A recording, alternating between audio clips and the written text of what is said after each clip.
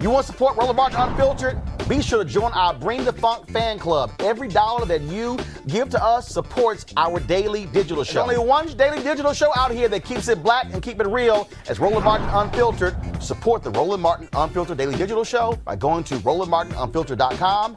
You can make this possible. Well, one of the issues that folks will be talking about certainly is environmental justice tomorrow at South Carolina State University. Several Democratic candidates are going to be on that campus talking about the very issue. The forum is called Moving Vulnerable Communities from Surviving to Thriving. Joining me to talk about what that is going to mean in terms of these issues are going to be a couple of our guests. You often see Mustafa Santiago Ali on our show as well. Of course, he's the Vice President of Environmental Justice for Climate and Community Revitalization at the National Wildlife Federation, and also Gilda Cobb Hunter. She's the president of the National Black Caucus of State Legislators. And so I want to, we're chatting with them in just a second. While you guys are pulling them up, let me ask you this here, Julian. How do we, again, on an issue where you don't necessarily have lots of African Americans involved, get them to understand the impact of environmental justice, asthma on black kids? Look what's happening in Flint, Michigan, how the water crisis is impacting the special needs of students in those schools. They're going to have to be tracked the next 30 years. Even their children have to be tracked based upon what happened in Flint as well. And so environmental justice has to be a critical issue for African Americans in 2020. It's a black issue, and we all too often ignore it. The fact is that most dumps are contiguous to African-American communities. That causes all kind of pollution and all kinds of diseases. As you say, my cousin, Dr. Floyd Malveaux, has done all this work on asthma. Now almost 1 in 4 of our children has asthma. And this, again, is a challenge. Still leaded walls in public housing, et cetera. And the water, we all know about Flint, but there are probably another 50 Flints.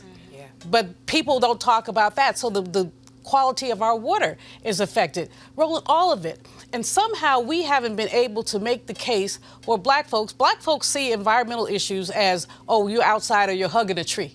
You know, pretty much just that. They don't really see it as this is the quality of the air you breathe, the quality of the water you drink, you know, the quality of where people dump. And the dumping issue is one that actually environmental justice activists sometimes do pay attention to, and it's one that communities need to pay attention to. Because we tend to live in the lower cost parts of town, it's easy to dump in our part of town. But then all of that pollution, all of that corruption, and so you end up finding cancer rates, all these things that we can measure. And the researchers in Flint did a brilliant job of measuring, but then what do we do about it? And what we've seen in Flint is very little has been done. The crisis still exists. Erica, again, making the connection for African Americans when you talk about environmental justice compared to civil rights, police accountability. Absolutely. And environmental justice impacts everything from jobs. And I think of one thing that's of great importance, Dr. Malveaux brought out, environmental justice is not really framed in a way that centers black folks. 100,000 Black and Latino people die every year from air pollution. That's staggering. And so when we think about people within our families that we know that have asthma, and we consider the cities that they live in and perhaps the parts of town that we live in, because this issue has not been really framed in a way that really does center us, that makes us people that bear the brunt of climate change, that bears the brunt of lead poisoning and things of that nature, I think that we somehow believe that is what Dr. Malveaux said, that's a tree hugger issue. But it is very much so a black and a brown issue. So this is yet another quiver that we have to put in our bow to be able to say, listen, this is something that we have to pay attention to because it impacts all of us. It's not a coincidence that cousins and family members have a hard time breathing and have asthma and have respiratory problems that they do carry regularly. It's not. I want to bring in Gilda Cobb Hunter. She, of course, is the president of National Black Caucus of State Legislators. Gilda, why did you want to have this in South Carolina State? It was important. Thanks for having me, Roland. It's important for us, the National Black Caucus, to do it at South Carolina State and HBCU. We are in the South primary, early primary state. And quite frankly, we thought it important for candidates, presidential candidates, to be held to the standard of not just talking the talk, but walking the walk. We are extremely pleased that 6 of those candidates chose to come to this HBCU and share their position on environmental justice, what they would do if he or she would become president.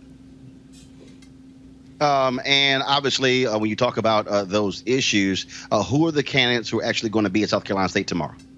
We will have Senator Elizabeth Warren, Tom Steyer, Senator Cory Booker. We also will have Admiral Joe Sestak, former Congressman John Delaney, and Marianne Williamson. Joe Sestak? Oh, wait a minute. Yes. I didn't realize. So Sestak and Delaney are still in the race? Look, they're going to be here in South Carolina. And guess what, Joe?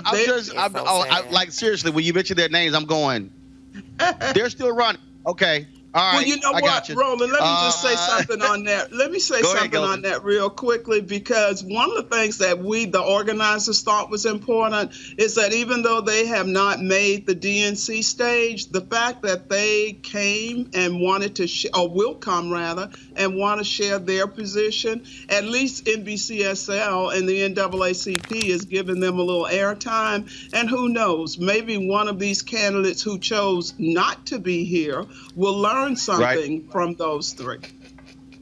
The last question for you. Are y'all going to be streaming the event tomorrow? Is it airing anywhere? Yeah, it's live stream. We've got a number of media partners. We have CNN and Fox and CBS and all of them who will be covering it.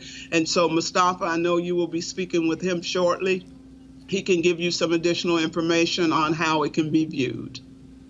Okay, Gilda, we certainly appreciate it. Thank you so very much. All right, folks, back to our Roland Martin Unfiltered video in just one moment. All right, folks, it's the holiday season. This is when you think about spending time with family and friends. This is also when you count your blessings and support those less fortunate. This year, be a holiday hero and change someone's life forever. Right now, hundreds of thousands of Americans are sitting in jail without being convicted of a crime. Why?